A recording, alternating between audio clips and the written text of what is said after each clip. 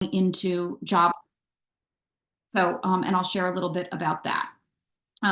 So what makes our program very special? It's again, very small class sizes and extensive mentoring that's part of the program, built into the program. Unlike any other program in gallery and museum studies or any related field, almost any related program almost anywhere, the program includes paid on or off-campus internships that are also for credit. So students always leave with job experience, which is really quite incredible at the community college level. The faculty who teach the courses and our speakers have extensive experience in the field, which helps students transition either to four-year degrees or often at the same time four-year degrees and jobs in the field. And we found that our students are doing so at a very high level, 94.7%. Also, it's a field in which there are a lot of jobs and a lot of jobs in New York City.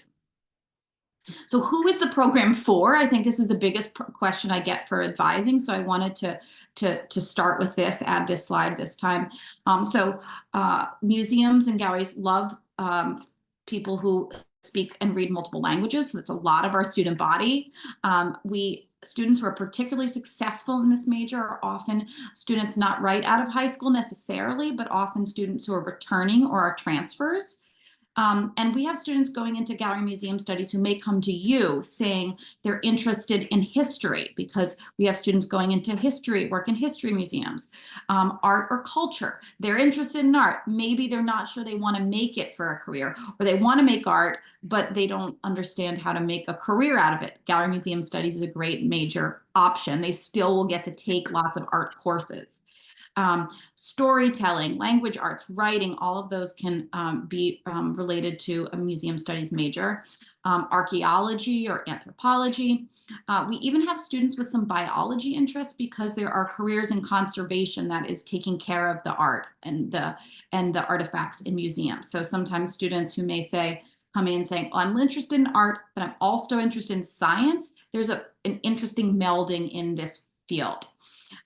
Social justice and community organizing, international relations. Some students who are interested in interior design or fashion, we don't really have these programs, but those can lead to exhibition design careers.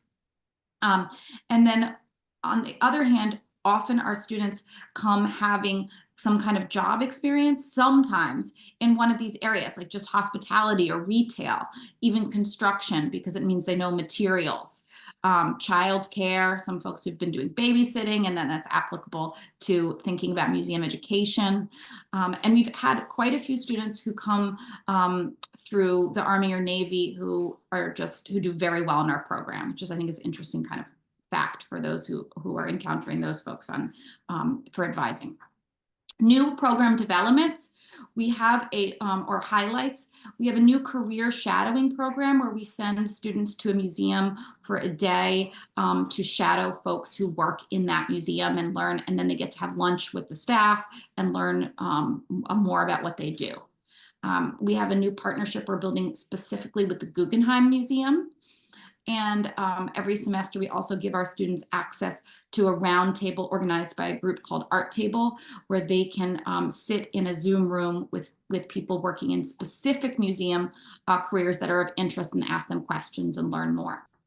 We have built into every semester alumni also coming back to do Zoom conversations about what they do after graduation. The major involves this group of courses. This is really important for advisors. The blue highlighted courses, art curating, art institutions in the business of art, and the 2 gallery internship courses. This can be very confusing. They often look to you or to the student like they are full. They are not. They just need approval. The reason that is because you can't have students. We can have students outside the major taking these courses, but they need to understand what they involve first. So I am the contact for these courses, or Professor Wentrack, Kathleen Wentrack, the department head. So students should not assume, and advisors should not assume these courses are full, just assume that they need to reach out for approval to register. And that's regardless if they've already declared the major or if they're a non-major who wants to take the course. So this is one of the most important things technically I want to highlight today. The internships, what they do for those 2 internships, once they are registered, they can work at the QCC Art Gallery. We just got confirmation of funding for those internships for this season. So thank you to the administrators who worked on that and to the staff at the gallery.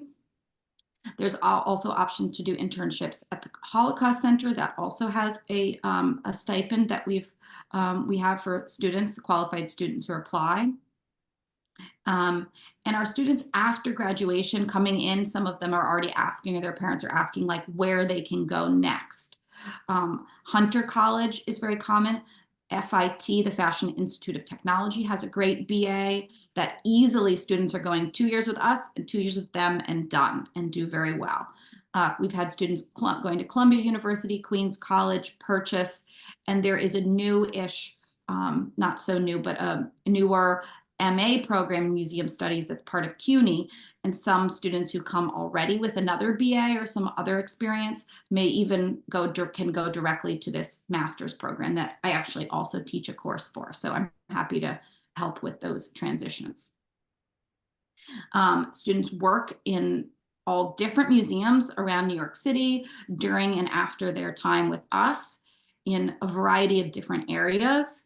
And very briefly, now I'm going to show you a couple specific students and what they've done, because I think that this helps tell the story to you, and you can then tell the story to your students who you're advising about the possibilities. So we had Alejandro Leal Polito came here from Columbia, the country, not the college, with wanting to work at the Met. And after 2 years with us, completing his BA at Hunter, his MA with CUNY SPS, and working at a number of other museums in New York City. He now is employed exactly where he intended to be, in collections management at the Met. So we have these success stories all the time. Another student, Carla Medina, she started out working in visitor services at MoMA PS1 here in Queens. So this is why when I say students sometimes come because they have some hospitality or retail experience, that really can apply directly to going into front-facing jobs at museums like visitor services. We also have students who are interested in education, but they don't necessarily want to teach in the public school system, or they're interested in other forms of education. So there are great jobs in museum education and public programming. And here's one of our students who's gone in that direction, our graduates. This where I said the meeting of sciences and art, or the meeting of sciences and museum work. Effie Aboji is currently at the Getty Museum in LA after doing a number of different internships and fellowships, and she is going into this field of conservation. And then earlier stages, many of our students end up doing art handling. Those who want to do kind of hands-on things, they're very active, get to travel often, get to meet all kinds of different people, work with different materials. We have many students who go into, or while they're in the program, work with fine art services and art handling. Or on the commercial side, those who are interested in retail and sales may be working at commercial galleries or auction houses or even art fairs. We have great feedback from our current students on the program.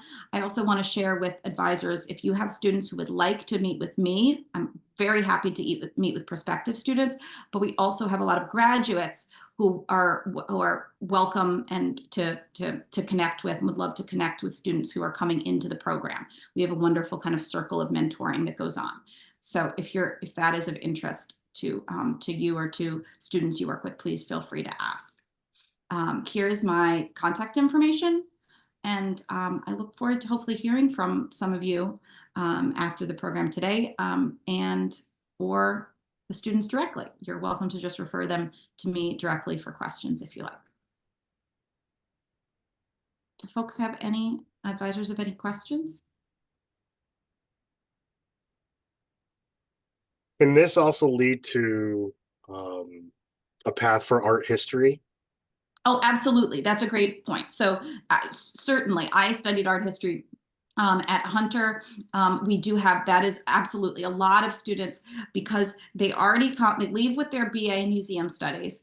If they're interested in doing something with art history, possibly teaching, certainly possibly working in a museum, that is something I often advise. Well, that's a great pairing. By the time you get your BA, you'll have a MA in museum, associate's degree in museum studies, a BA in art history, and that gives you a lot of balance and a lot of different kind of directions that you can go in. So absolutely. Yeah, because like you mentioned, I think the biggest field growing for like some of our students are working for the Guggenheim or anything like you said, the auction houses or art dealers. There's a lot of showrooms and stuff like that. So I was just interested to see. Yeah. Absolutely. I advise that the Hunter program is fantastic. And again, it's a great pairing with ours. It's a really good option. The student looks great on the resume in terms of the type of degrees that they've done and what they've learned. So that's a great option. And I didn't mention it because I just looked at the very specific courses for the major, but the students, while they're with us, do take art history courses. They have to take, I believe, 3 art history courses while they're with us in the program, so they have a good foundation there already when they leave and move on. Okay. Any other questions from any other advisors before we move on? Okay. Thank you so much for Yeah, everything I you do. mean, it's always a pleasure, and I mean, everything is well. If you could just send me the PowerPoint so we can share with the students. I'm not students with the staff. I'm sorry. Sure, Um, sure. I'm Happy to. balancing hats today. Of course. Okay, Thank you. all right, Thanks for all having right. me. Thank Have you a good for your rest of your time. program. You too. Take care, Professor Griffin. Okay, next we're moving on to biology. And I see Professor Carmona and Professor Ellison are here. If anyone would like to take the floor.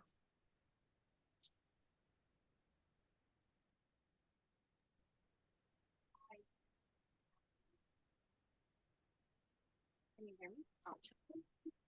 Sorry, can you hear me now? Yes. Okay, how is everybody? Good. Good. All right. Is it okay to share? Yes. Okay. 1 second, making sure that it's open.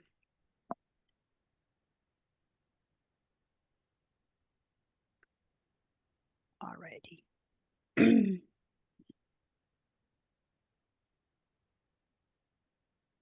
Uh, All right. So just I'm gonna focus on anything that has changed. I know that we did this last semester, so not gonna go too much into those major program changes that had been done, because we've been over this quite a few times. So just to uh, remind you that, oh, I hear an echo. Can you hear me fine? All right. So that to say that, oh, hi, Areti. Feel free to jump in if you want to.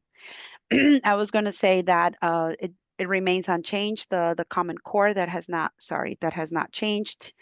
What has changed and is now in effect starting this fall 2024 is for the general health sciences concentration, which is where most of the students are being allocated. We now have choices of 3 categories. So they have to complete at least 1 course from each of these categories, one which focuses primarily on the hard biology courses and chemistry, and one where there is more of public health courses, some business courses, and then one with from psychology and the social sciences. And then once they have completed at least 1 course within these 3 buckets, then they have to still complete 20 credits from all of the courses added here or shown here. A few courses were added to the list. So now they have principles of genetics, pathophysiology, and general epidemiology, to name a few. This bucket just shows that in addition to taking at least one class from each of those 3 buckets, they have to complete or add up to the remaining 20 credits from the entire list of courses. Besides that, the ones that I just mentioned, we also added HE 110, which is the CPR, which is a 1 credit course, but it can be used to add up to the 20 credits. Areti, any comments on that?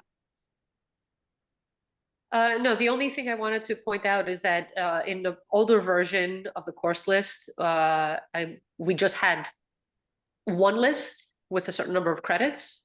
And that list, we decided to subdivide it into those groups just to diversify the course and make sure that students were taking the courses that we would like them to take. That's why that breakdown happens. The breakdown that was in the previous slide took place. I'm sorry, I have a question. With the changes with the general health sciences, is that information submitted to grad audit in case they need to modify degree works? I am not sure about that. Okay, Yeah, I'm not because sure. I mean, Michael, I think Dean Pullen was taking care of that. Oh, he's here. All right. Yeah, that's all been run through degree audit. And if you have any trouble with degree audits, please reach out to Ingrid. She's been working closely with biology to make sure that the grad audit thing works correctly this year. So one of the major reasons why these changes were instituted was so that degree audit would work easier, I guess, rather than from the previous, the way that it was previously organized. So it should be working properly now. okay, thank you. A few corrections. So now these are besides the general health science concentrations, there are additional concentrations within the health sciences that a student can choose from if they have a better idea of where they want to end up eventually, what are their ultimate goals. And so some of those concentrations include health services administration and medical imaging. Some of these were not changed at all from the previous year, except some corrections were made. So for example, general chemistry 2 was added, and math 121 elementary trig was also added. We also added the general chemistry and math 121 to the respiratory care concentration. Now, something new that we just started within the last semester, really started in the fall of 2023, but really didn't get going until the spring of 2024, is a brand new student club called the Health Sciences Student Club.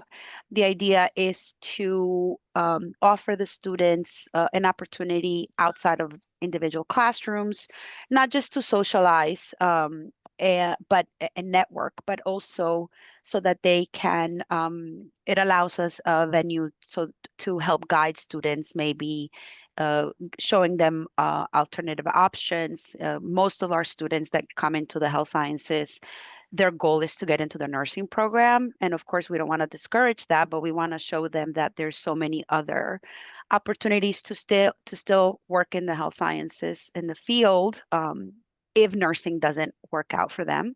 And so this club has allowed us to make a lot of, or host a lot of different events, informational sessions on different activities. And so this really started up and running. So if you think that you're meeting a student, tell them all about the Health Sciences Student Club, because that way they'll get directly contacted about these events, and allows them to meet faculty from senior programs that sometimes come and give talks about the programs. They get to network with fellow student peers and learn about what else is out there if nursing is not for them or the nursing pathway doesn't work. And so the QR codes are here. They can just scan those and it will bring them to a sign up sheet so that they can be vetted and hopefully also be recruited to serve as student officers in the club. So as part of the club, but in the last year, it was the department that ran this. We're hosting these informational sessions. We've hosted several already within the last semester or so. About the first one that we just did this fall was just September 11th, so last week or 2 weeks ago, I can't remember. And it was essentially open to all of the health sciences majors and trying to again showcase to the majors what the program looks like, what the concentrations are, what they have available, possible transfer opportunities to senior programs and possible career opportunities. So in the spring we had one that was focused to respiratory care. We had a faculty member from the nursing program come and talk to the students about being admitted, enhancing the chances to being admitted into the nursing program. And right now we're in talks with some faculty from Queens College about their nutrition and dietetics program. So if they're in the club, they're more likely to hear about all of these events that are taking place. Yes, we try to advertise it to, everywhere. We put it in the academic calendar, but being in the club and in the mailing email list ensures that they can get access to all of these sessions, which I think, considering it's such a large program, it's important because some students sort of, they don't know what is available to them. And this offers them a more relaxed environment to be able to learn about all of these opportunities. Aditi, you're muted. Sorry, just something else. So we have developed degree maps for the different concentrations. These are online. The latest version is not online. I guess this is a plug for Michael Pullen. The latest, they need to be updated. And the degree maps shows not only the courses and the requirements and the electives within each concentration, but we also have information on the existing articulations and potential transfer options. So when students are advised, it's good to have an idea or to start off the conversation on what the student would like to do as a career option, but also which school they are interested or aiming to get into, because that can determine the sequence of courses they will take at QCC and up their chances of getting into the school and the program that they're interested in. So in the degree maps, that information is there. So we have the concentrations, but there's also a table with the transfer options and the existing articulations. So students have an idea of how, which courses are better options for them to be better candidates after they graduate. In those files, as you can see from here, there are hot links to specific schools and programs. So we try to offer as much information as we can, and we have the links instead of just copying and pasting, because the transfer schools update their information. So if they have the links, they get the most current and accurate information. Why do they do that? I'm sorry? Stupid. That was someone left their mic unmuted. It's Okay, muted. all right. Sorry about that. So yes, I think this is the best source for planning for students' course options, having a goal of what they want to do and which school they would like to get into. It gives them an idea of what they can do. Again, we keep on talking about nursing and what if nursing doesn't come out. And you know, I kind of have a dilemma. I don't want to disappoint students. Like I don't want them to think that they're not going to get into nursing, but it's good. So this is a table that I was referring to, but it's good to know what other options there are out there in case it doesn't work, or if they end up going, what if they don't like it? Okay, so the table is based, and this was put together with the help of Dean Pullen. So we have on the first row the different schools, the programs at these schools that are AS and health sciences would be most appropriate. And then at the bottom, which courses are required, recommended, or not required from the receiving institution. All right, so we want students to know what they should be taking and, you know, which courses would not be helpful. Okay, and this slide shows the list of existing and pending articulations. So we have a bunch of connections with SUNYs, with private schools, most of them in the area. I have been getting information from SUNY Upstate, which is not near here, but they have a nice program there as well within the health sciences, and their curriculum matches ours as well, you know, in case there are students who wouldn't mind moving upstate. Okay, and at the bottom we have a connection with a professional partner for students who are interested in occupational therapy. So this is SPEAR is a private company that has expressed interest in our students and can offer internship opportunities. The other thing that I would like to actually, okay, I'll go through this slide and then I'll mention one more thing. So this is we tried to put together these concentrations to offer students alternatives in case their primary goal of getting into nursing doesn't work out, or as they're moving on towards nursing, they realize that they're not getting, you know, the high grades that are required in A&P, and it's good for students to know that even with a lower grade in A&P, they can still do something with their degree and move on. So there are fields and there are concentrations that are less science intense, as we're saying, so they don't have that many high difficult science requirements, and these could be viable options. And one viable option even within QCC is the medical assistant, which offers an AAS degree. Yes, it may not be nursing, but it is a degree that can offer students a stable job. Okay, so this is the link to the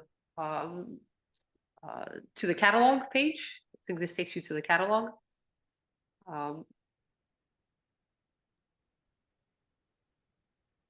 And the other thing I wanted to mention, one thing that we started to do this semester, at least in A&P, we have added QR codes for different professional fields within each concentration to give the opportunity to students to get an idea of what their professional options are down the road. Okay, and this came about because we've had discussions with students who had an idea of what they think they want to do, not thinking about what are the job opportunities, especially within New York. So we have added QR codes, not only that go to the QCC programs, but also to links related to job opportunities and salaries and that kind of information, which is the information we try to convey in our information sessions. So this slide shows there are 4 of us now who are co-directing, co-mentoring, co-organizing, whatever you want to call it, the health sciences program. And you can reach out to us if there are any issues. And yeah, we really like to be in good contact with the advisors in order to make this to work. Matthew, do you have a question?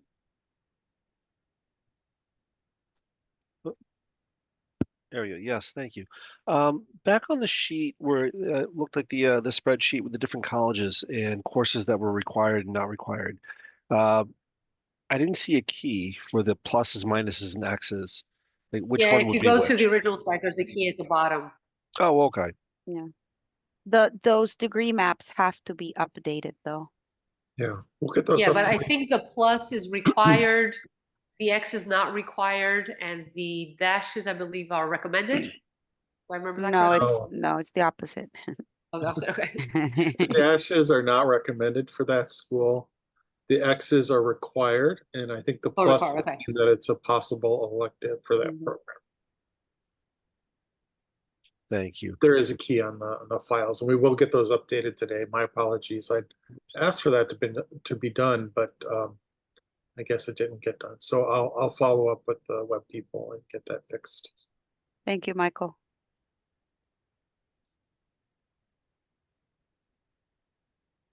Any other questions?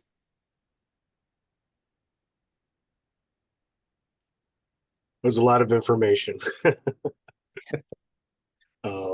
But the presentation, if you have that, we would love to get a copy of that for future reference. Absolutely.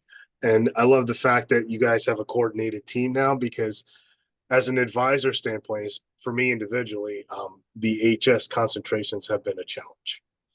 Mm. But It's just so massive. yeah, but it looks like it's headed in the right direction. So I really appreciate the information. Glad to hear that. Thank you. Yeah. Okay.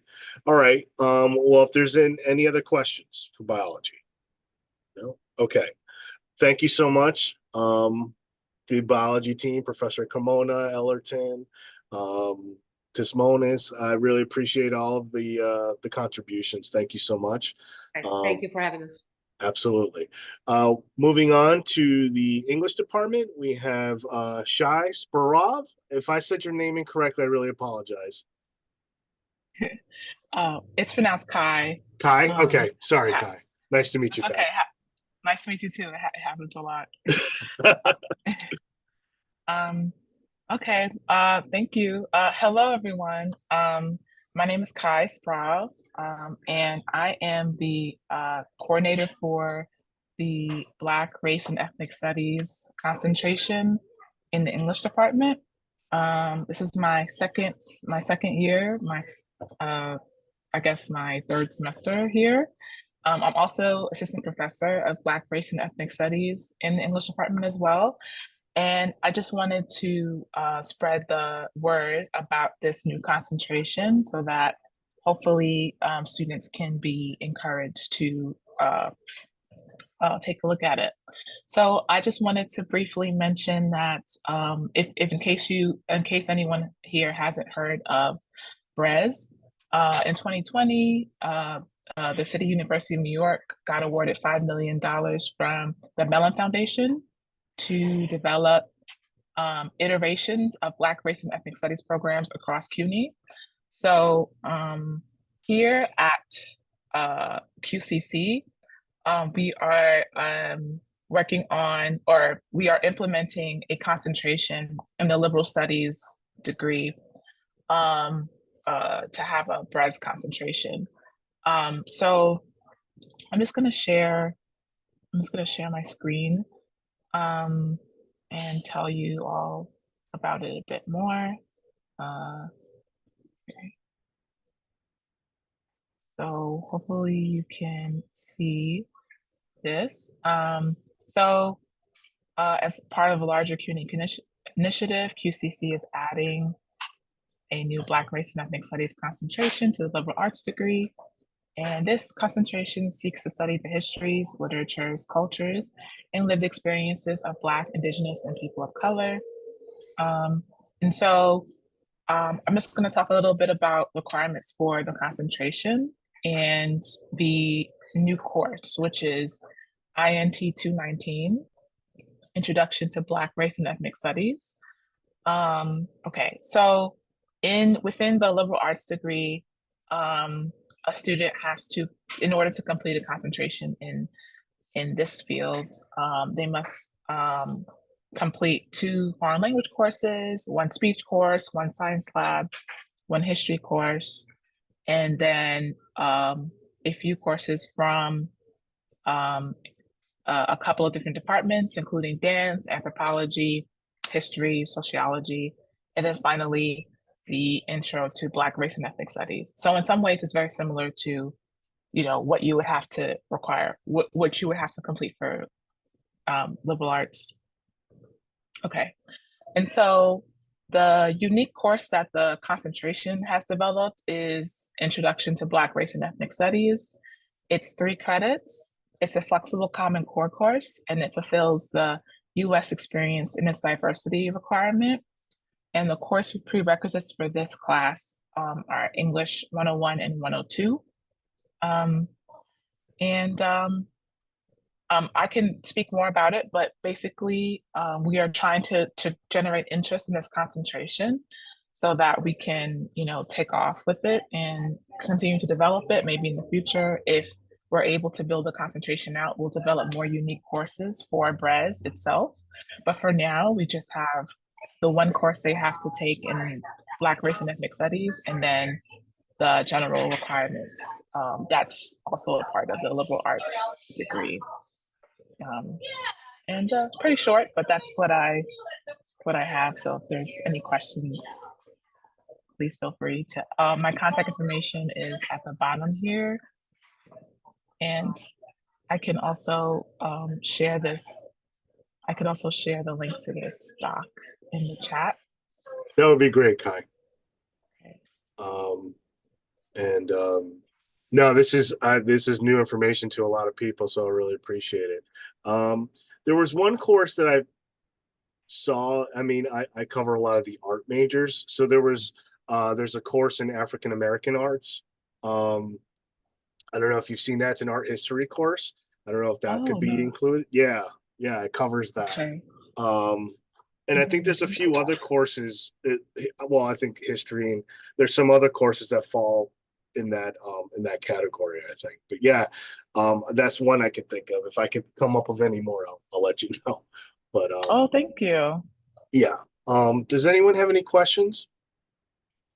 I just wanted to add that they could take the African American art course for flexible core 2C, I think. Okay. So they could still do that as part of the core. Yeah, I would make that like a recommendation, Yeah, for sure. Well, if anyone has any questions later, feel free to send me an email. I'd be happy to talk more about it. And if you have any additional questions, also feel free to contact me. It's very new, so we're building it out, but I hope we can generate some interest among the students. So thank you very much. Thank you, Kai. Also, there's a suggestion from Professor Jimenez. So here's another collaboration for you. Oh, thank you. I'll definitely reach out. Okay. There you go. History 128. Awesome. Thanks, Deb. Appreciate it. Okay. Well, we're moving along. Thank you, Kai, for your contribution. Really appreciate it. And looking forward to getting some students into that program. Moving on, we're going to go to theater. And I just mentioned Professor Jimenez. Hi, how are you? Hi there. How are you? Good.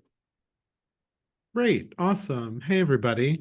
Nice to see everyone. Hold on. I'm going to change my view. I can't see anything. Okay, there we go. Hey, everyone. As Bill said, I am Julian Jimenez, and I am going to just walk you through a little bit about our theater program and sort of the suggestions we have for theater advisement. Because we do have certain specifics that have to sort of be adhered to in order for our students to be ready for production, because many of our theater majors, we want them to be able to perform on stage before they graduate. And there are things that we want them to take before they are able to do that. And also when our scheduling is, because one of our classes also acts as our rehearsals. So we try to ask our students to hold some times on Tuesdays and Thursdays where they're not scheduling other classes in order to be able to be eligible to attend rehearsals. So I'm just going to share my screen. Do I have ability? Yes, I do. Great. So I'm just showing you here. So this is the Theater Associate in Science degree. And it has our concentration in acting and all. And one thing you should also know about our program is that we are certified with the National Associations of Schools of Theater. So we are an accredited theater body. And I think, if I recall correctly, I think we're one of 3 community colleges across the country that is accredited, nationally accredited, and the only one in New York State. So if we go to the degree program, I just noticed there's an old Aegis code. Our Aegis code has just changed. Well, this is for theater, so this is correct, but the one in film should be different. I want to show you the courses for the majors. So we ask for our majors to take Introduction to Acting for the major. We have a very similar course that's also called 120, which is for non-majors. And we will substitute that course for the majors if they decide they eventually want to become a theater major. So they won't have to retake the course 120 if they've already taken to 121. They take acting, they take stagecraft, production practicum, which is basically backstage assignments for our productions, and they take voice and speech for the actor. These are all of our majors take these courses. And we really would like Stagecraft 1 and Introduction to Acting to happen in their very first semester. And we also offer cohort scheduling, which I'm going to get to in a second, which makes it much easier for advisors to see how they can be put into these sections in their first semester. And then we have 2 tracks. We have an acting track and a technical theater concentration, so different concentrations. If a student is wanting to pursue performance, they would take 221, which is our Acting 2 class, but many of our students decide that they want to do technical theater in stage management, in lighting, anything like that. And they would go into Stagecraft 2. So they can do either or, depending on their concentration. Or they can take both, and one of them would count as one of their electives. We have a lot of electives in that we offer. We don't offer them every semester. We rotate our electives.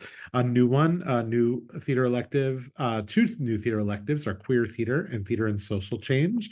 Queer theater is now also in US and its diversities pathways bucket, and we're hoping theater and social change will be an individual and society. We are putting that application through, so we're hoping that that also takes place.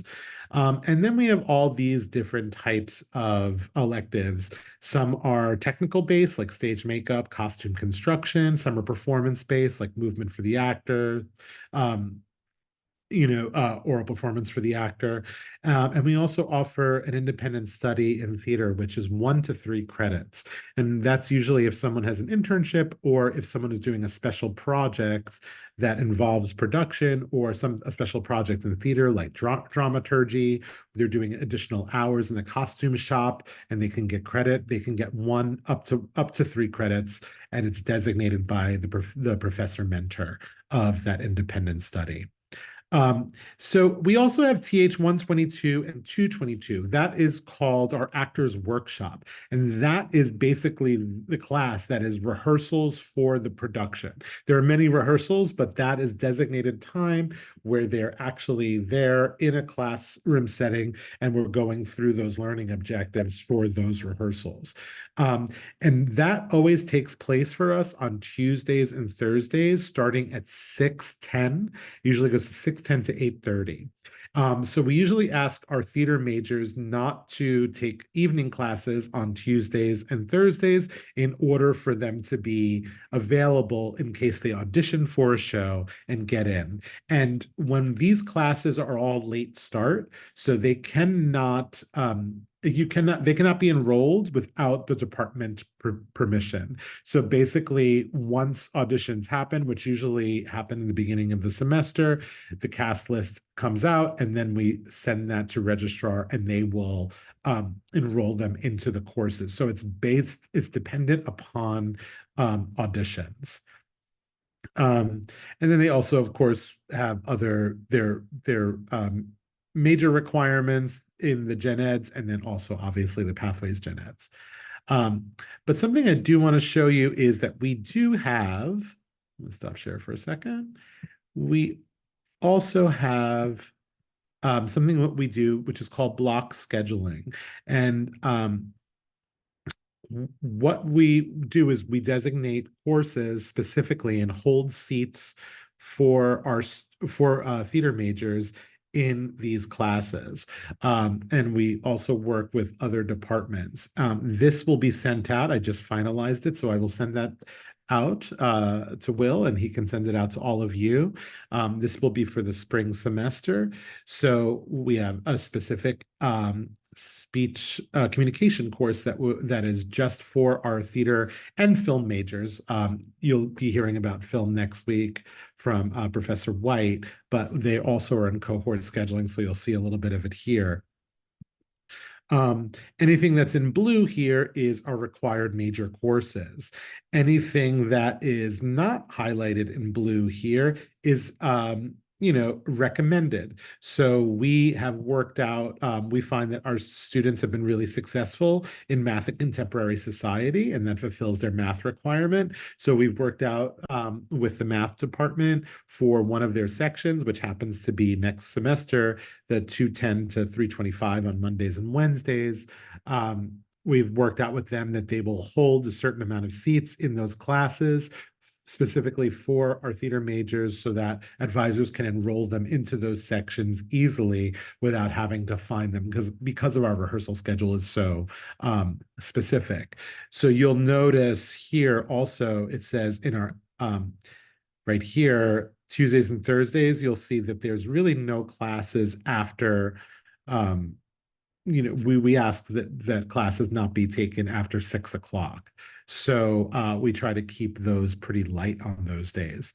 And then we also have here, a suggestion to add the PE or the English 101 or the ST 100, and that can be added somewhere within the open parts of the schedule, hopefully not after 6 o'clock, so our students can be eligible.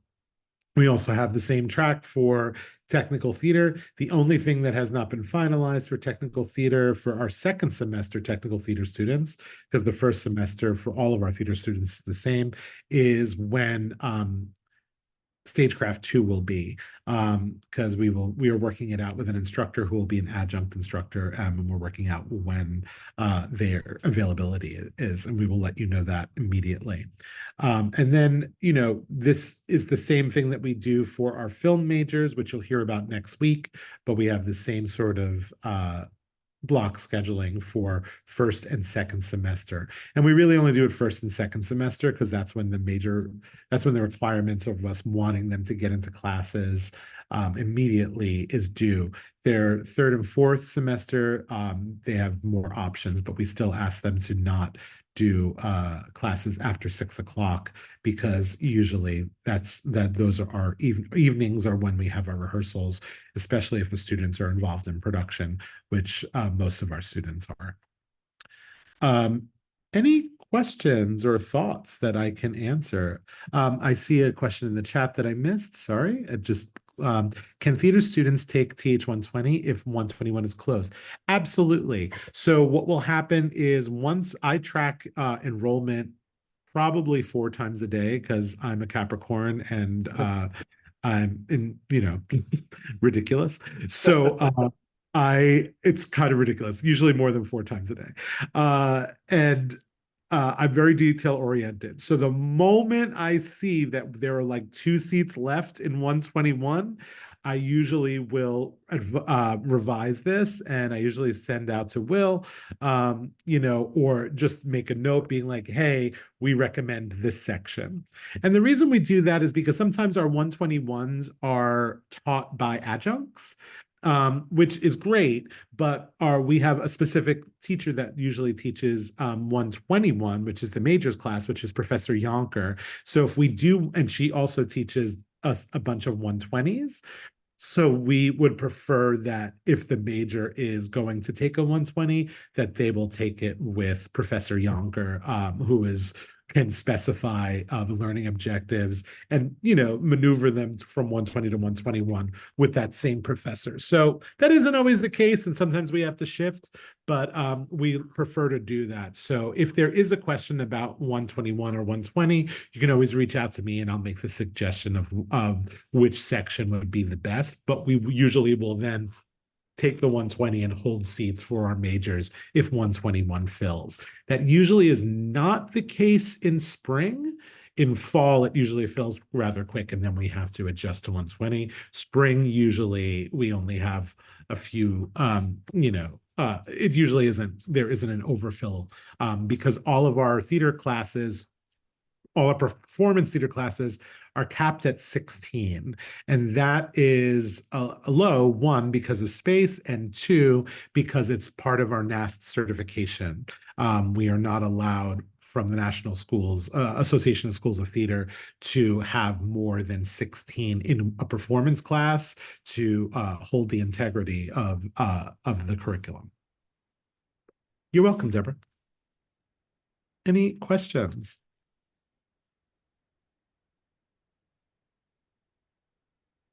Okay. Cool. Did I speed through that too quick? No, I don't think so. I thought I thought you took your time. I think it's the presentations that are explained very well. I see that there's a lack of questioning because it's well thought out. So I appreciate that, and that's always the case with us. But yeah, I think you're are you sending out the new block scheduling? Yes, that block scheduling that I just shared on screen. I'm going to send to you. I don't know if I should wait until I get Stagecraft 2 figured out. Yeah, I mean, at least for first semester students, they don't need that. But great. Well, this is what I'll do: is I'll send it out. I'll send it to you immediately, so that it's ready to go for registration, and then I can send a revised one as soon as we have Stagecraft 2 figured out. Sounds good. Cool. Sounds good. Okay, great. Any other questions? Okay. All right. Thank you, Julian, as always. Thank you, everyone. Thanks so much. All right. Moving on is and she just entered the room, so I appreciate that. Is Professor Birchfield from ET, Engineering Technology, and it looks like she'll be covering a few different programs. Professor Birchfield, if you don't mind jumping on a few minutes early. No problem. Great. Great to see your pictures here and your names. Wish we could see you in person, though. That was fun. We used to do that, didn't we? Yeah. But this has its advantages. Well, it's ironic that you're teaching technology here. So yes, we're going with the tech here. Yeah, tech is great. Okay, so I'm going to, can I share my screen? Am I allowed Yes, to? you can. All right, here we go. Actually, I want to share, let's see. Yes, the PowerPoint. Let's see if this works. All right, so you should be seeing it, and now I will play it from the beginning. Now, are we good here? Everybody can see the screen? I'm sorry, I'm not seeing anything. Yes. Oh, there's the chat, sorry. Okay, great. So, yeah, we have a bunch of stuff to cover, and Professor Gale will look at our tech degrees, and I'm just going to focus in on the software degrees. So if you haven't been to visit us, we're in this big blue building over here next to the art building, right? So come visit us sometime. We're up in the upper left-hand corner, way up there, that's the office. We'd love to see you. Pardon? Can't miss it. Yeah. Okay, and so the degrees I specifically will address today are the computer science and information security, and the cybersecurity, and the internet and information technology degrees. So I'll start, I think, with computer science, but I'm going to talk in general. Ooh, this is covering up my slide. Let's do this. There we go. Okay. So what is kind of really wonderful about our degrees is that they are really done in a modern context and very, very career oriented. Okay. And that is in large part result because we have partnerships with some amazing companies. We are partnering with Amazon through the AWS Tech Alliance, and almost all of our courses are being evaluated through them, and we're getting feedback. Seems like on a semester by semester basis at this point. So we're really being very current. For instance, I just came off a meeting where we looked at our computer science and information security and IIT degrees from the viewpoint of AI, which they've identified as a new skill that everybody should have. So we're already putting that into our courses. And then we're also working with the New York CEO Jobs Council, which some of you may have heard of. And we're getting specific feedback from places like Google, Amex, JP Morgan, TD Bank. So this is influencing all of our software degrees, all of our software courses. One of the things that's pretty neat about our software degrees, unlike some more classical software degrees, especially computer science, classical computer science, is that we do not require math for our programming sequence. So if you have a student come in and they're dying to get going on their programming, our degrees are a good fit for them. Okay, if they don't mind putting it off a little bit more, then you might choose something else, but that's one of our strong points.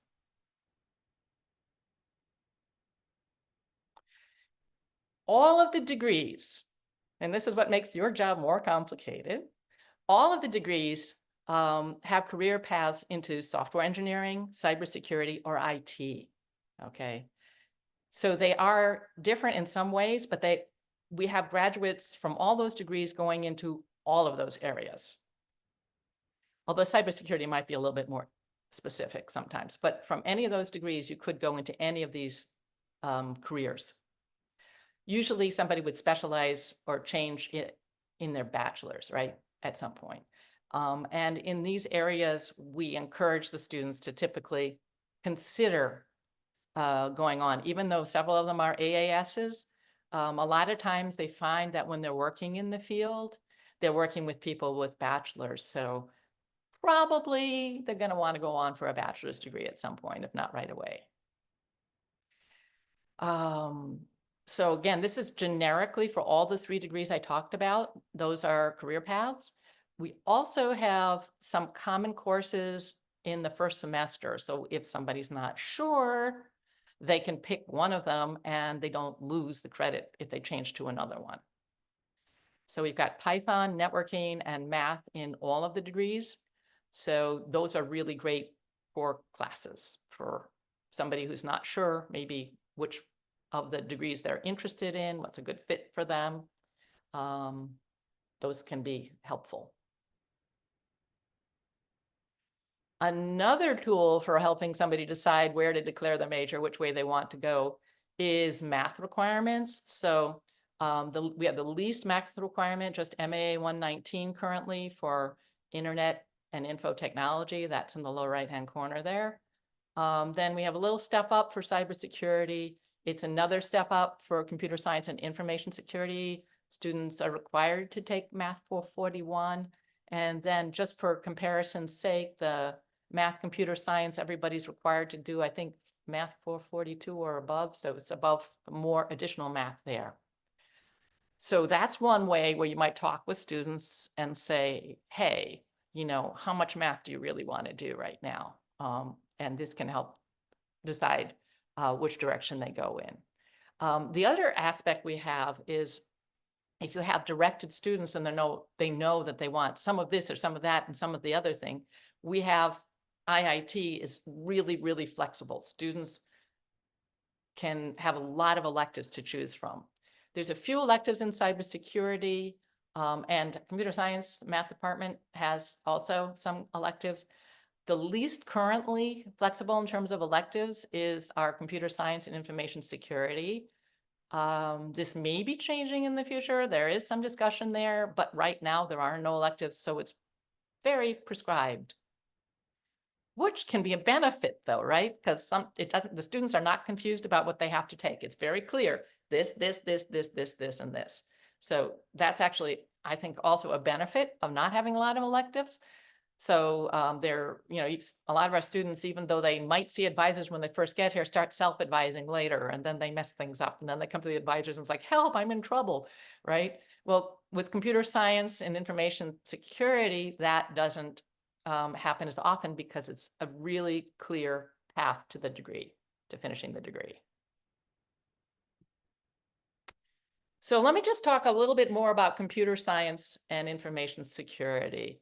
Actually, I should have put it on here, but I didn't actually explicitly write it. And this is actually truly a computer science degree. It's not like computer and information. It's not a CIS degree. It's not an internet technology or an information technology. It is a true computer science degree. All the skills from any computer science degree are addressed in this degree. It came about because of a partnership with John Jay, right? So we have the dual joint with them, and that is their computer science degree. It's called computer science, and the key is and information security, because they specialize in information security. Any bachelor's degree that you get in computer science, you're going to choose electives or specialties, right? So John Jay, with their Justice Academy focus and connections with CIA, FBI, Homeland Security, and all that, they're focused on information security. So if the students decide they want to go into that kind of computer science, that part of computer science, John Jay is an excellent choice. Let's see again. So these courses we're using modern techniques that are used in the job market today. So they're really career oriented. We're doing a lot of teamwork. We're doing all sorts of stuff that's really exciting and very closely modeled to the skills that students need when they get their first job. And as I mentioned before, we're doing ongoing review by industry engineers for those courses. And you get a jump start. The students get a jump start with programming. They start right away and they keep the programming as they're going along. And again, here's the career paths you can choose. Just repeating that. So even though this is computer science, which would be technically probably software engineering, right, as your job when you get out, we're also, sometimes students might change their mind. They could still go into cybersecurity. They could still go into IT. So the two main areas of transfer for our computer science and IS degree is the dual joint, which is seamless with John Jay. They don't even apply. They just say, yes, I want to do this, and they're automatically in if they're eligible for graduating in the CSS degree, which is amazing. No fees paid, nothing. It's amazing. And it also, all of our courses, if you look at TREX, they transfer to Queens College. There might be one exception where they're not going to get into actual, they might get a, what do you call it? Not a computer science degree transfer, a course transfer, but all the programming classes that are in here transfer well to Queens College as well. So a couple of details on this. All the students should take programming in their first semester, really important. And part of the reason for that is they need to take Python, then C++, then 580 in the third semester. Really important. This is one of the things about if they're interested in transferring to John Jay, they need that 580 before their last semester. So don't delay the programming. If somebody's CSS, make sure they get the programming up front, because it takes 3 semesters to get through what they need to do before they start going to John Jay. Because what happens is when they arrive at John Jay, or when they start registering while they're still at QCC, John Jay wants the grade for ET 580 before they start there. So this is one thing that as advisors, you can really help the students, make sure that they keep going in their programming if they're CSS, and finish ET 580 in the semester right before they're going to graduate. Not the last semester, but the one before that, okay? That will really help them get a smooth transfer and get placed in exactly the right courses that they need. Let's see, that's about it. Oh, the other thing is if students place in 440, they don't have to take 442, they can take 461, which might be preference for them. But that's not official yet in the curriculum, so the department has to override that, but we will be happy to do that. All right. So what else? So the other 2 degrees. So that was the AS degree. Computer science, it is a true computer science degree. And with actually only 1 course is, okay, I see Deborah's got a computer science and it is. Oh, it's a tough decision, Deborah. That's a great question. And for me, part of one way to look at it with the students, let me just back up, is that there's not the same level of math that's required. If they want to do the computer science math department AS, they need to take more math. And they would also delay a lot of their programming potentially.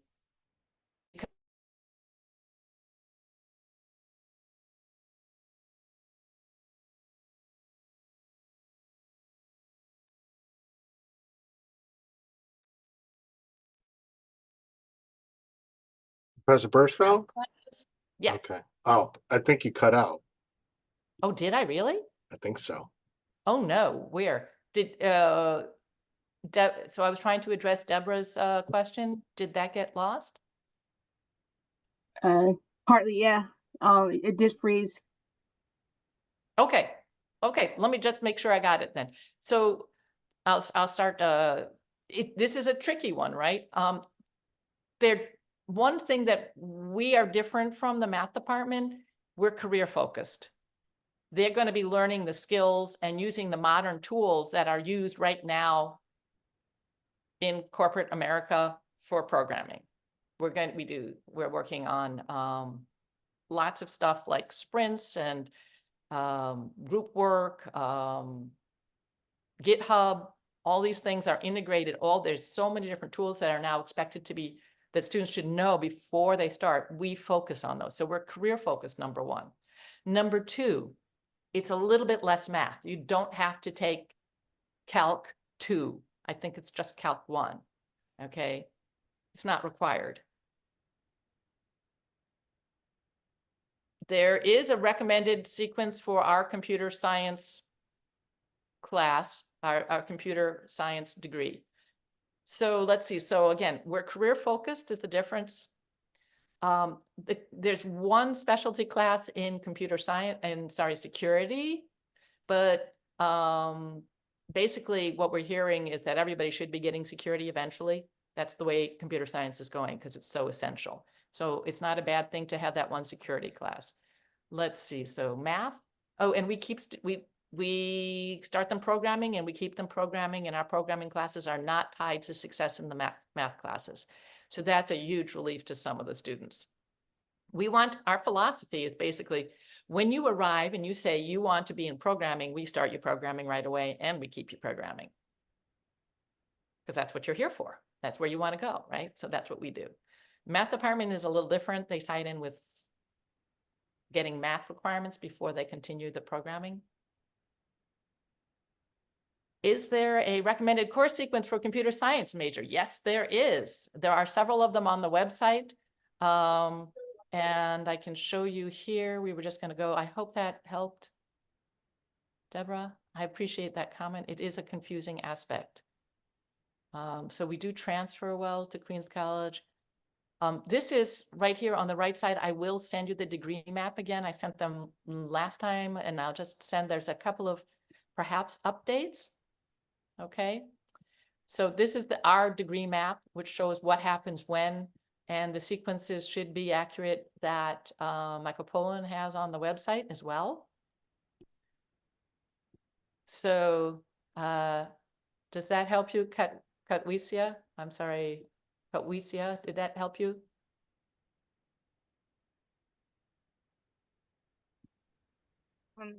I don't What- see a degree what's the map same- for the computer, the new major. I see it with the one with John Jay. Oh, yeah. So You it's the have to ask- same? Okay. No, it's quite different, and you would have to ask the math department for that because they're the ones housing that degree. Okay. They're, yeah, so they have their way of doing it, and I don't know what that is. This is ours. Sorry, I can't help you with that one. I think they typically, their degree is a little bit more, yeah, it'll have a lot more electives and it's not as clear. This one is very clear, what you take when. They have some electives which can be good for students, right? Depending if they want to transfer to certain areas, certain colleges, they might find, or specialties. The math department might be able to help with them with that. Computer science is listed on the QCC website. Oh, the degree map, correct. Thank you, Khadija. Yeah. Yes, that's correct. I guess it's not. Okay. So, and Scott's saying the main thing to tell students is that computer science is more math, yes, and more career driven, yep.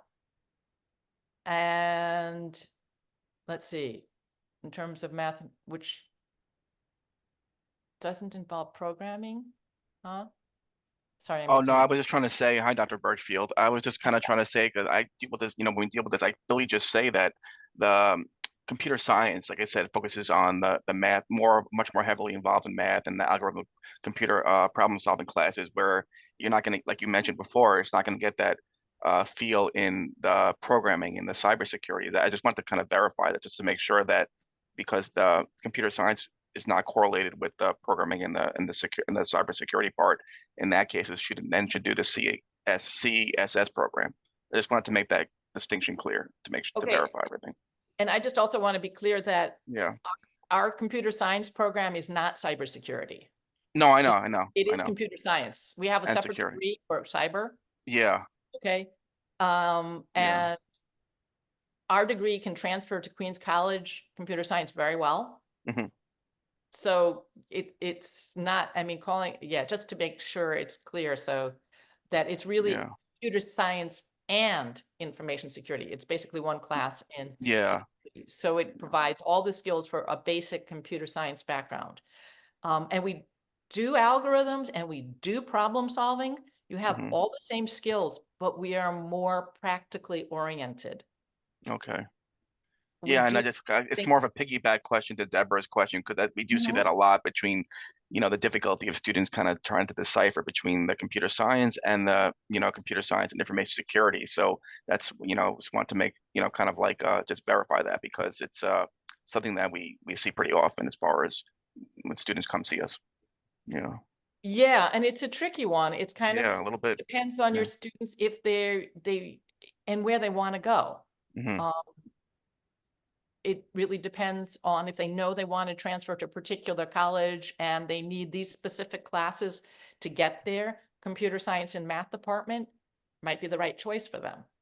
Yeah, and especially if if they they- want to go to Queens College, we know right away that they want to do computer science. Yeah, exactly. If you know they want computer science at Queens College, all our classes are transferring directly Yeah. to the program with one or two exceptions, and even the math department transfer degree has exceptions. Yeah. So basically, we're equivalent, I would say, in those things. Okay. Professor Birchfield? Thanks. Yeah. Hi. Hi. Are there any plans for the math department and technology department to put that exactly on the website?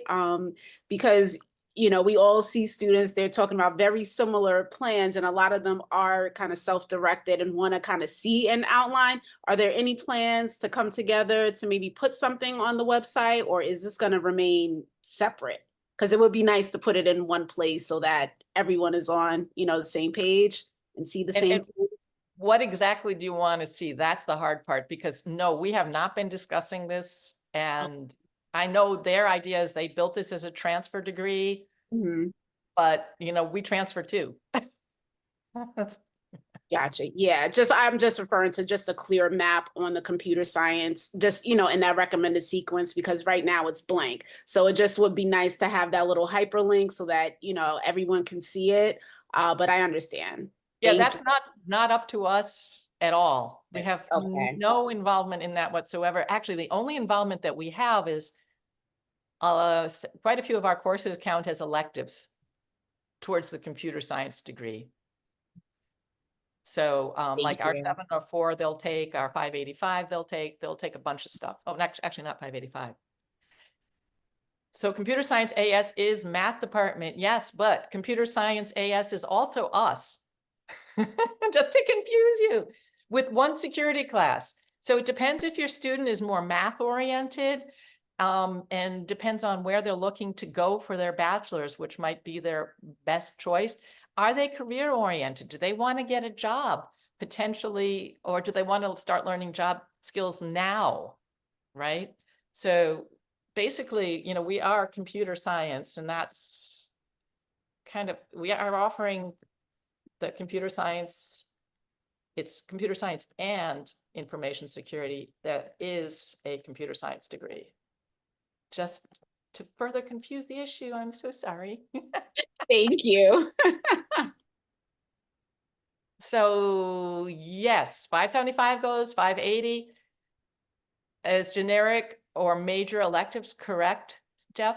And things like 704 and a lot of the electives are in our program. And count two, but math 471 transfers, all the math courses transfer the same. I believe our Linux class transfers, the 704 class transfers to believe to major electives.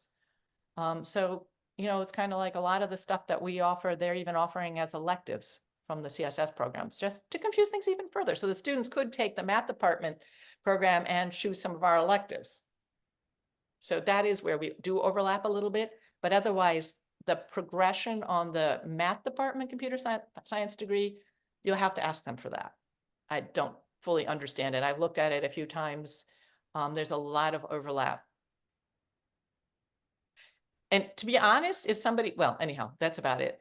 Let's see. So yes, and Jeff, right. So 575 and 580 transfer directly, slide right into Queens College. And those are the primary programming classes.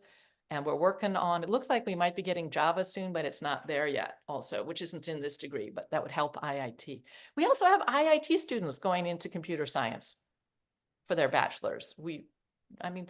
Different students have different paths. And I think the key is to try to figure out and give them the choices and have them figure out what fits them best right now. I hope I'm not going over. No, we're just waiting for Professor Gale. I think he's ready to go whenever you're He's done. here now? Yes. Oh, good. Okay, so yeah, so we have those 3 degrees. We have our degree maps for you, which I will email out to you again. Hello, Hi, Mike. everybody. Hey, good to see you. Sorry, I stepped out for a minute. Before we go on, I just wanted to clarify the difference between the ET degree and the math and computer science degree. The ET degree is a dual joint program with John Jay. So it's set up, those students are very well set up to go to John Jay and complete their bachelor's degree in computer science and information security there. The newer AS and computer science degree, which is sponsored by Math and Computer Science, is really designed to transfer everywhere else. And the main difference between the 2 degrees is that the computer science courses in the newer computer science degree have a calculus prerequisite for the most part, whereas the ones in ETs sometimes don't. And that's an issue of transferability. Some programs such as City College and other places will not accept computer science courses that do not have a calculus prerequisite. And so they may be asked to take some of them over, or even start from scratch. So that's really the main difference there. And I would start by talking with students of where they want to go. I will say that John Jay is an outstanding transfer partner. They love transfer students. Our transfer students do better at John Jay than anywhere else. Whereas, schools, particularly City College, are not super transfer friendly. But, the programs at City and other of the more selective 4 years probably have a higher sort of status, or are known better around the city or around the country. So, you can kind of make a decision based on that. And a lot of it probably should do with, the student's math placement. If they're coming in pre-calculus or calculus, then the AS and computer science may be easier for them to complete. If they're coming in remedial math, they got a long road to go before they'll be able to take computer science courses. And so in that case, if they're really interested in computer science, then the CSIS, the ET program, might be a better choice for them too. So it's a little confusing. I wish we could have just one degree, but we have 3 departments on campus who all have computer science type courses, and so it just remains to be a little bit confusing sometimes. And I don't know there's much we can do about that. So thank you. Yeah. So if they want to go to City College, and I think Stony Brook, maybe they might find some better transfer there, right? But for John Jay and for Queens College, we do pretty darn well. We have very nice transfer there. So I think it depends on, as Dean Pullen was saying, like, what's their math like? Are they looking to get some kind of a job after the 2 years in programming? Or do they want to just focus on their education, and they're looking perhaps for, that higher level, more reputable, for instance, City College. But then there's the question of, do they have the math, and what's a realistic transfer for them in terms of success rate, right? John Jay's very, very successful. All right, so does Queens College take the new computer science degree? Yes, it does. I believe they do. Good question, Ryan. All right, I think I should I think, it's time to move on. Thank you so much. I'm so glad you could jump in. No problem. Okay, so we're gonna, any questions that you might have, please email Dr. Birchfeld. We're gonna move on to Dr. Gale. Can you guys hear me well? All right, good. So I know Moni comes right after me. We went a little over, so I'll keep my presentation fairly brief and succinct. For folks who don't know me, my name is Marvin. I'm the chair of the ET department, and what we wanted to focus on was just kind of give you an overview of the other degrees that are more hardware related, right? So to kind of give you a feel for where we are, we have 9 programs in the department, and these would be considered the more practical, hands-on, traditional technology that are not really software focused, right? So a few of them are ABET accredited, or ET, CT, and MT programs. And what that ABET accreditation does, it just ensures a good level of engineering, I guess, rigor, right? So that we have external accreditors come in, take a look at the program, make sure that we are offering a consistent product across these programs. In common, most of these degrees, we have basic math 114, which is college algebra and trig, right, as our, I guess, base level math. And then a few of them have a math requirement that goes above that, so you have to take a second class after that. since the pandemic, even before the pandemic, we have a consistent crop of students that come in the evenings. So we rotate classes around so that they can maintain their academic momentum, even coming in the evenings. The differences between the programs, Bell highlighted some of this, is that the more hardware related classes are down here, right? Where the ones that Bell spoke about were the more software related that are over here. That's not to say that there's not software introduced in some of these hardware classes, but the ones that Bell spoke about were the traditional software kind of emphasis. So I'll go through a few of these, and of course we have these available. So we'll be happy to share them with you, so you can get a be able to use these to pass these on to your students and just for your own reference, right? So the architecture program, again, it transfers pretty well to a 4-year architecture degree. Between Dean Pullen and the folks in the architecture department, we are looking at ways that we can, just ensure that the quality of the transfer and have some articulation agreements in place. So we could share that with you as we develop those. We have some in place now. We have some that we're kind of, looking to refresh. From a math requirement, it needs Math 114. And then there's some other math level engineering classes that come after that. So that's embedded in the slide package. We'll share that with you. For the spring, just as a point of reference, we're going to offer Arch 125, which has a prerequisite of Math 114. So if students are going to take that, they would have to take that before, right? So again, we'll share the slide package with you, so you can have these kind of a degree flow, so you can share that with the students.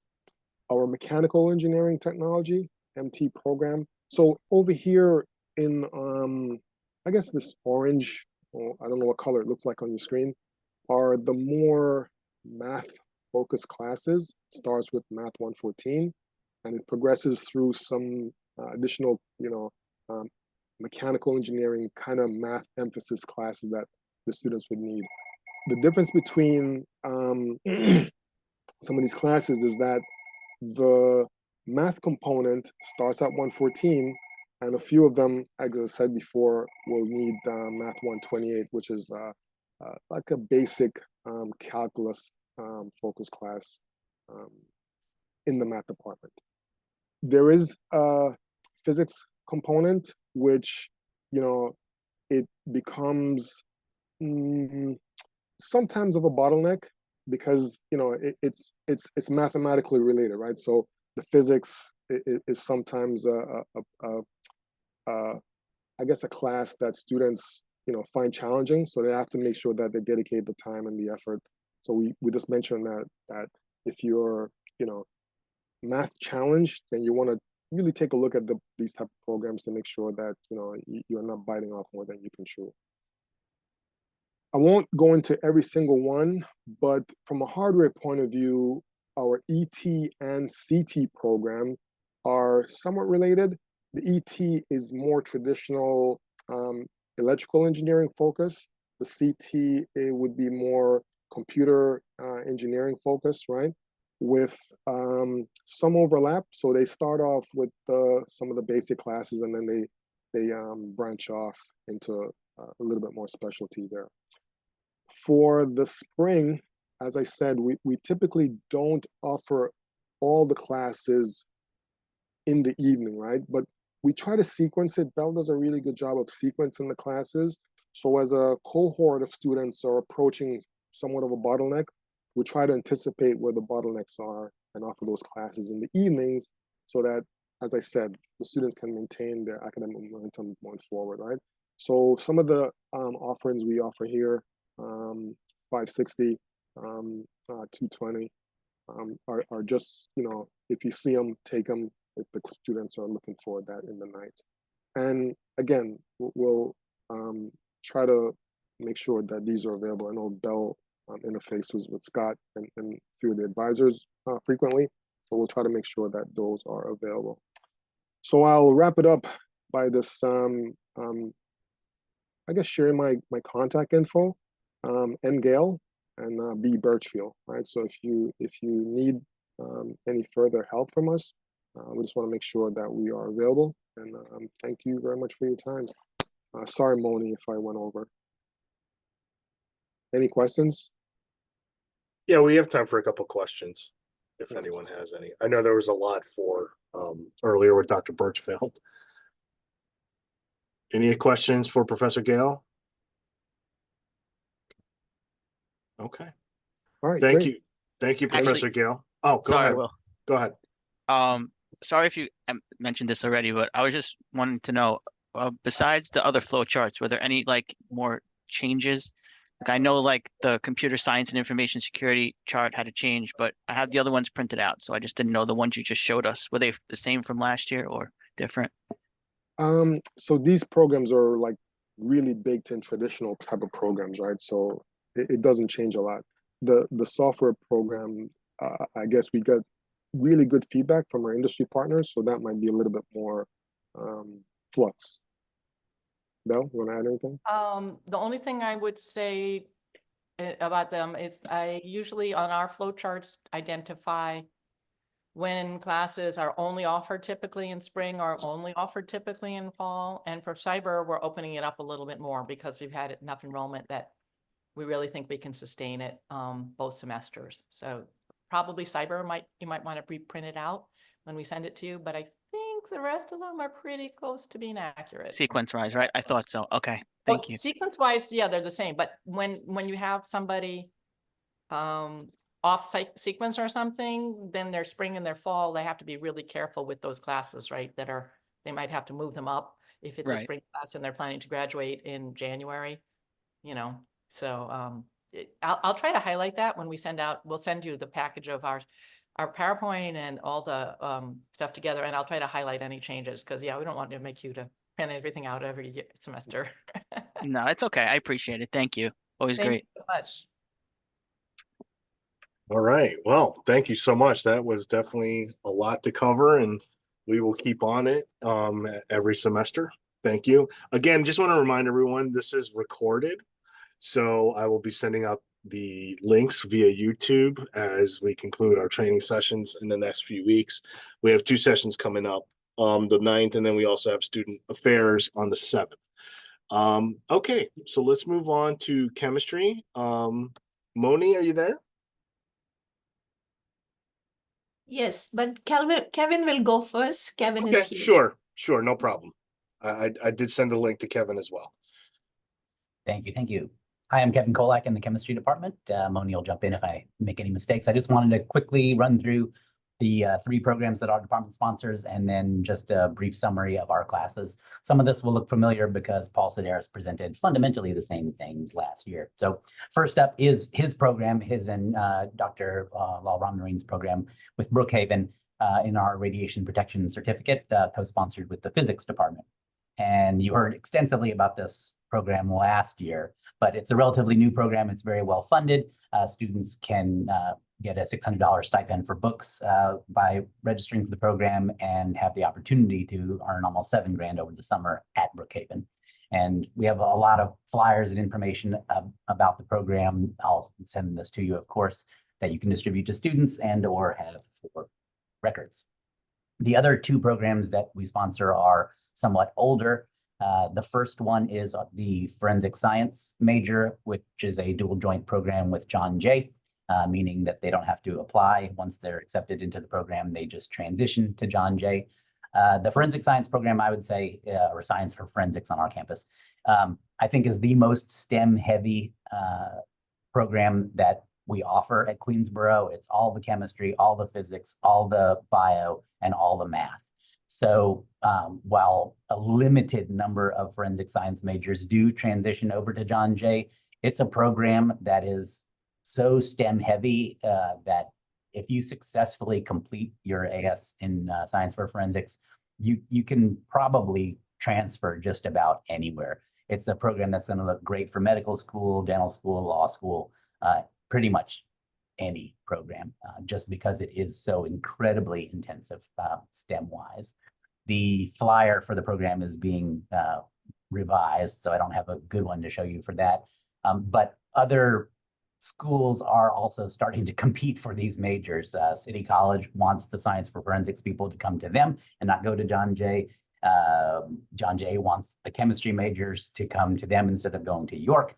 So these are valued programs and very rigorous programs. The Science for Forensics program and technically the chemistry program are both in the CUNY Justice Academy, which does allow for the seamless transition, application-free transfer to several schools, specifically John Jay, but also York, and we're working on it with City. The other one is the chemistry program. The chemistry major, we did not, in full disclosure, apply to the Department of Ed as a chemistry major. It's missing physics, and that's intentional because that's how York wanted it. However, for students who are going to transfer to other chemistry programs and not transition to York, they will likely need physics, which is absent from our chemistry program at York's direction. Oops. All right, quick running through the classes. Chem 101 and 102 are our lowest numbered classes and therefore often the most popular. They're non-mathematical based survey classes that would transfer as science electives for a lot of programs. And we get students in a variety of programs taking 101. 106 is a class that was designed in-house, chemistry and the arts. It's required for the digital art and design program. And the name kind of says it all. It's chemistry through the lens of art. And students seem to, this is a class I enjoy teaching the lab for. Students really get into it and have a good time. 110, 111 is another non-math based course that I think is obvious from its title. This is a course for which I serve as the course coordinator. This is an online class. It was formerly writing intensive, but I just couldn't in good conscience put the students through that much work when there are other writing intensive classes on campus that are not as writing intensive as I made my class. So now it is no longer writing intensive. It is a lab science elective that's online. A lot of business majors take 110, 111 because we can talk about the environment and the chemistry in a business lens. What's the cost of doing this? So we get a lot of business majors in 110, 111. It is an online lab, so they're not going to be picking up beakers. I justify this to myself by saying that business majors will be challenged by the technical aspects of the class, watching a video and analyzing their data all virtually, which is arguably more useful for them than going into a lab and picking up a beaker. Our other classes have in-person labs, with the exception of 127. 127 is our only class that we are currently offering both online and in person. I take that back. 101 it also has online and in-person classes. 127, we are still doing the online labs because of demand. However, you have to instruct your students who are wanting to take this class virtually that virtual labs are not going to transfer for most nursing programs anymore. So depending on where they're going, they really should likely take this course in person for the lab, online for the lecturer if they so desire. But this is our standard. It's called a GOB class, General Organic and Bio. The 128 would be the organic and bio part of it. So this is all of general chemistry in one semester. It's a challenging course in that the breadth of material covered is very, very, very wide, but not all that deep. There is math, but there's no math prerequisite. So it's just add, subtract, multiply, and divide with a calculator. But there are our students who do find that challenging. So something to keep in mind for students who have not made it through college algebra. This is the second half of that class. Enrollment is very low in this because most nursing programs have no longer required a full year of chemistry and are just asking for one semester. We, of course, do point to the many nursing programs who do require a full year of chemistry. And so 128 would be far better, our students would be far better served if they took it here rather than transferring, finding out that they needed the full year of chemistry and then having to take it once they've transferred and are behind and are sitting in the lecture class with 600 students rather than our 30. 151 and 152 are the standard general chemistry classes for all pre-med, pre-vet, all standard general chemistry. That's what this class is. It would transfer to any school that requires a full year of general chemistry. 151 and 152, they register for a separate lab, but they do not get a separate grade for that lab, just like in 127 and 128. They register for the lab, but don't get a separate grade for it. They may not have the same instructor for both. And finally, last but not least, 251 and 252, we generally can only run 1 or 2 sections of each per semester, so it's tough for scheduling, but anyone who is pre-med, pre-dental, et cetera, should take this before they transfer because they're going to get into a large lecture hall wherever they're transferring, and we can give the hands-on attention that our students generally need. Organic, you may have seen it in the news, at NYU last year, fired an adjunct professor who had retired from Princeton for his class being too difficult. And the challenge with organic chemistry is that it's a lot of times the first class that students are taking where they really have to fundamentally learn a new way of thinking. It's not that we're trying to keep people out of medical school. It's just that it's a very unusual class in that there's very little that you've done beforehand that prepares you for it. It is a problem-solving class. So it is required for a great many programs, not for the content, but for the way of thinking, which is how I teach all of my chemistry classes, to be honest. So that's my quick run through of our 3 programs that we sponsor and all of the classes that we offer. And Moni and I, I'm sure, are happy to answer questions. Kevin, if you can please keep the slides I wanted to talk about. Keep the slides on the screen, please. All right, so let's go back to, can I go, William? Yes, you can. Yeah. Feel free.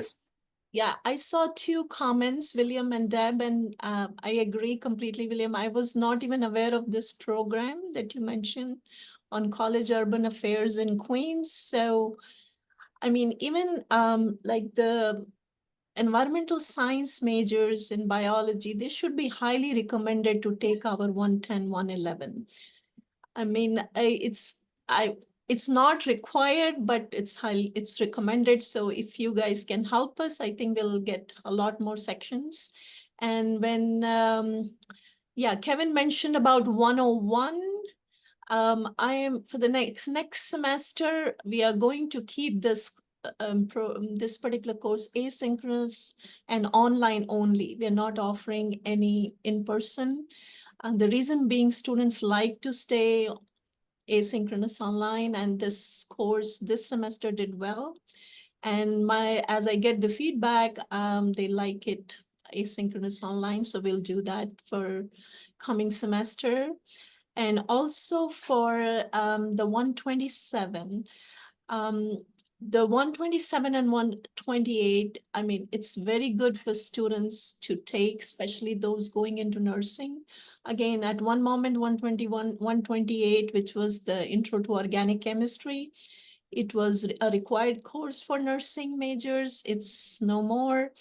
And when they go to Hunter, they struggle. And also, as Deb said, not only 127, even taking 128 would be very, very helpful for students who are going to go to organic chemistry.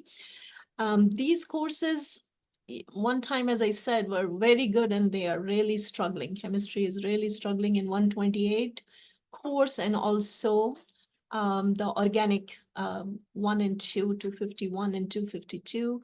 So we really depend a lot on your support and how you advise students. Anyone coming into general chemistry 151 directly, even if they have high school chemistry, would be highly recommended to first take 127. And those who have AP credits, of course, that's not a problem. They can go directly to Gen Chem 1.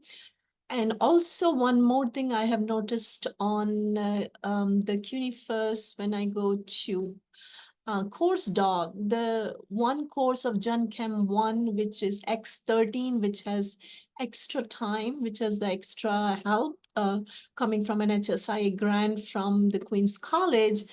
It shows as our the instructor, which is Dr. Paul Sedaris, is teaching like 3 hours in a row. So the students, I get that anxiety, and I have a very hard time filling up that class. I had to contact Scott Belzer, and I'm very thankful that he helped me last minute filling up at least 6, 7 students into that class. So if it shows that it, right there that there is an extra help, even in CUNY First, it's not easy for students to recognize that this course doesn't run that long, but it's because there is some kind of support available as tutoring, and that really helps them to get good grades. And we saw that in the recent review, which was done by Paul, showing us the assessment of this.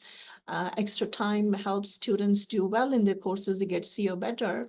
So telling them that the 151X13 basically is a course where there is extra help available, and it's not that the course runs for that long of a time. So I would just end there, and if there are any other questions, Kevin and I would be very happy to address them. Thank you.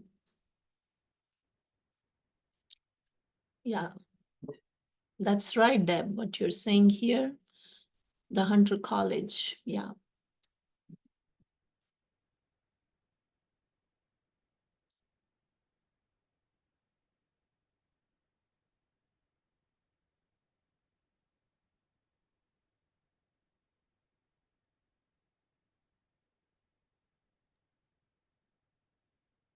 Anybody have any questions?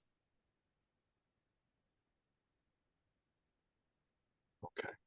I don't know if there was it seems like we've been getting cut out a couple times, so I just want to make sure if anyone had any questions or miss anything.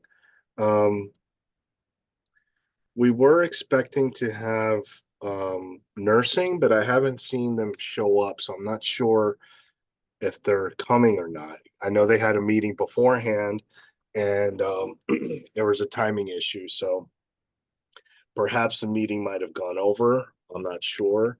But what we can do is, I know it's close to the end. Okay, thanks, Gail. But Deb, if you can help us and recommend students, all of you, to take 128 with us, I'll be very thankful, because at one time, like 15 years ago, we were even having this class run on Saturdays. There were so many sections. And now we're struggling with only 10 students in one section. That's all we have. So thank you for that comment, Deb. No problem. Happy to help. Yeah. Thank you.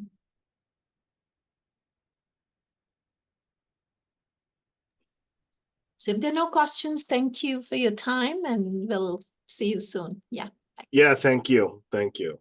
And if you have any materials to send to me, I would appreciate it. We did have a lot to cover. And then we can share that with the advisors.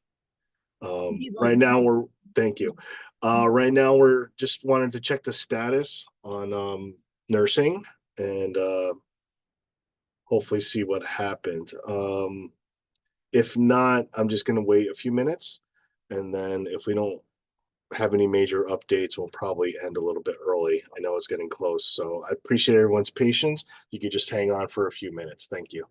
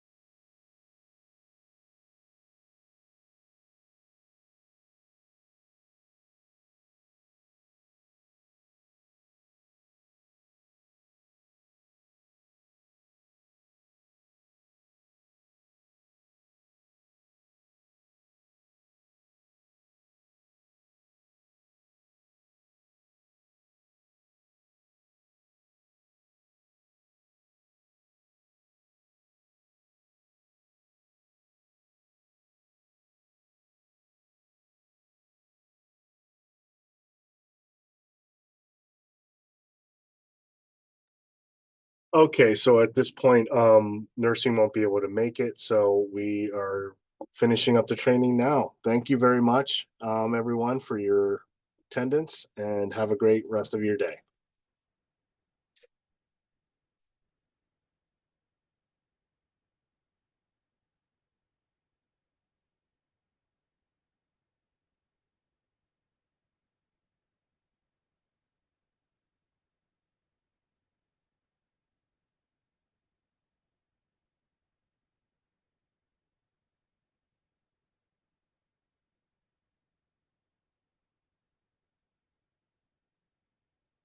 Hey, Gail. I, um, I just said you because let me tell you, I got receipts, so I'm just making sure I sent it to you because she said on second thought maybe I can come.